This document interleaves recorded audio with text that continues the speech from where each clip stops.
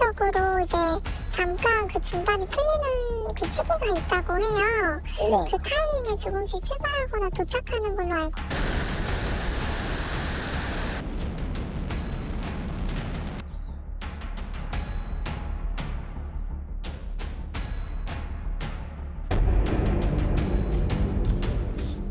자, 제목이 나왔습니다. 국회에 떨어진 북한 오물풍선.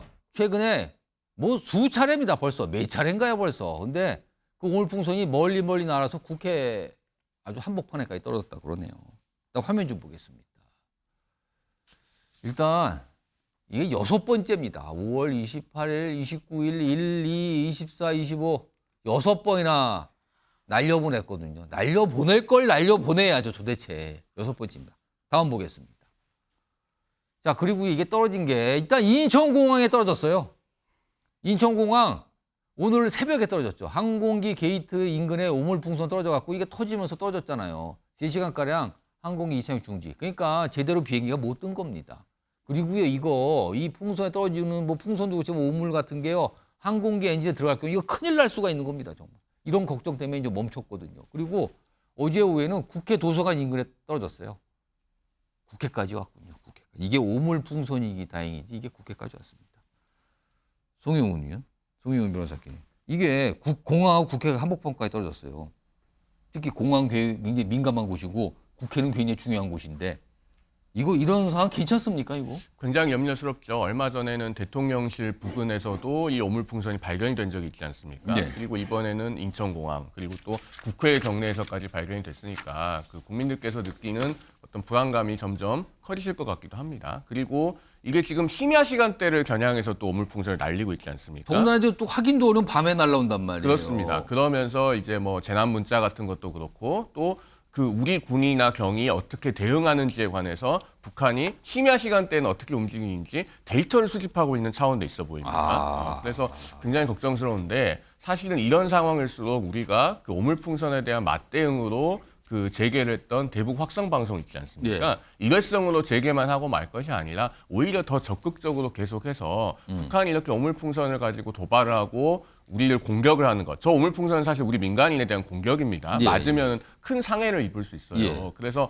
어쨌든 저런 공격이 북한에 이롭지 않다는 것을 가시적으로 좀 보여주고 체감하게 할 필요가 있어 보입니다. 그래서 지금 그 대북 확성 방송을 하다가 또 다시 지금 안 하고 있잖아요. 그렇습니다. 바로 다시 재개를 해서 이 북한에 분명한 메시지를 보내야 된다. 저는 그렇게 생각합니다. 안지성 변호사.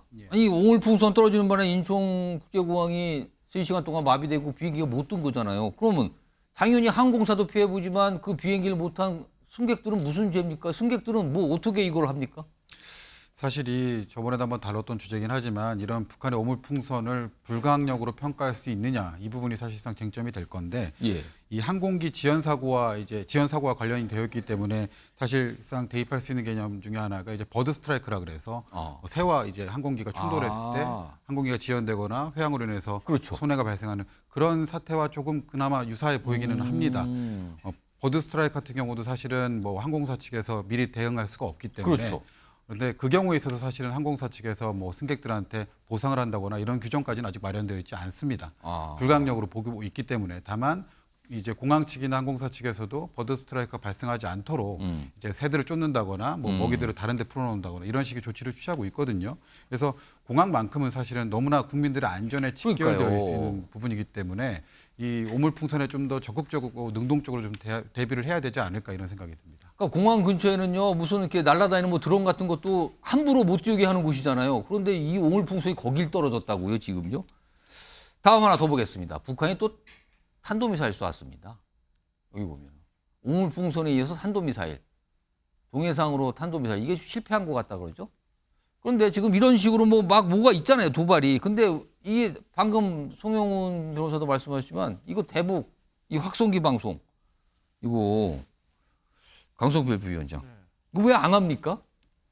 근데요, 저는 정부에게 조금 예. 요청을 하고 싶은 게 뭐냐면 우리 송 변호사께도 아까 말씀하셨지만 이 오물풍선이라는 게 지금 우리가 5차 때도 통일부에서 분석을 해봤거든요. 그러니까 크게 치명적인 건 없어요. 하지만 용산 대통령실 주변에도 이미 한번 떨어졌고 또 이번에 국회까지 떨어졌다는 것은 그러니까 군사 전문가들은 이게 만약에 전쟁이 났을 때는 공격을 할 수 있는 큰 데이터를 지금 북한이 수집하고 있다는 거예요. 그렇기 때문에 이것을 방치하는 것이 이제 단순히 어떤 신경전이라는 게 아닌 거거든요. 예. 그러니까 민주당에서도 주장을 했던 것이, 그러니까 오물풍선이 보냈으면 우리도 대응해야 되는 건 맞습니다. 그 대응하는 방법으로서 대북 확산기를 하는 것도 고려할 수가 있습니다. 예. 하지만 막연하게 단순하게 이렇게 긴 장기적인 로드맵이 없이 한다는 것은 국민들이 너무 불안해하고 있다. 그래서 정부가 전체적인 로드맵을 좀 마련해달라. 이걸 말씀드리고 싶습니다. 이게 따지고 보면 굉장히 심각할 수 있다는 거죠. 뭐가 실려오냐에 따라서 완전히 달라지는 상황이 될 수 있다는 얘기도 나옵니다.